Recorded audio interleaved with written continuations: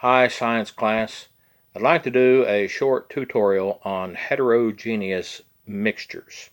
You'll find that on the bottom of page 139 in your book if you want to open up. Now, heterogeneous mixtures. Hetero means different. So a heterogeneous mixture means something that is made up of at least two different substances. That's a heterogeneous mixture. A good example is if you take a beaker of sand and a beaker of sugar and you pour them both into a larger beaker and then you stir them up, and you stir and you stir and you stir and you stir and you stir, and you can stir until you think you've got it fairly well thoroughly mixed and you've got a homogeneous mixture where there's the same amount everywhere. But if you look at it closely and even put it under a microscope, you'll see that it is indeed a heterogeneous mixture. There isn't as many particles of sand. There isn't an equal number of particles of sand and sugar in any given amount. So it's heterogeneous. It's not the same all the way through. Homogeneous means that it's the same all the way through. Now you can do the same thing with solutions.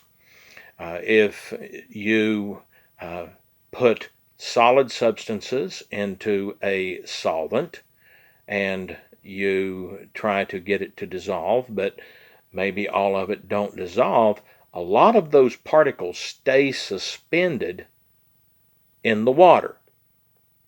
Now, these clumps or small pieces of even single molecules that stay suspended in the water and don't get dissolved by the water, they remain suspended. This mixture is called a colloid mixture. It comes from the Greek originally, colloid does.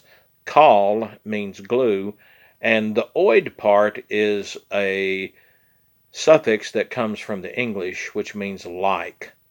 And so this colloid mixture or suspension is said to be glue-like, and that's where it gets its name.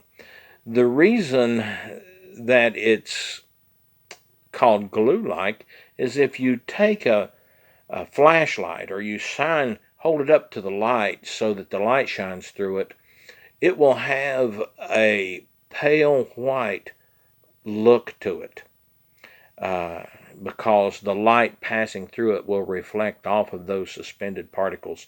That's called the Tyndall effect, Now, some examples of colloids that we have is fog. Fog is nothing more than water droplets suspended in air. So it's not the same amount of water droplets everywhere, and so it's not homogeneous, but it's water droplets that's suspended in air. Smoke is ash and other things from a fire that's suspended in air. Milk. Milk is milk fat and protein suspended in water. And if you take a glass of raw milk, fresh out of the cow, and set it out there on the table long enough, it will divide.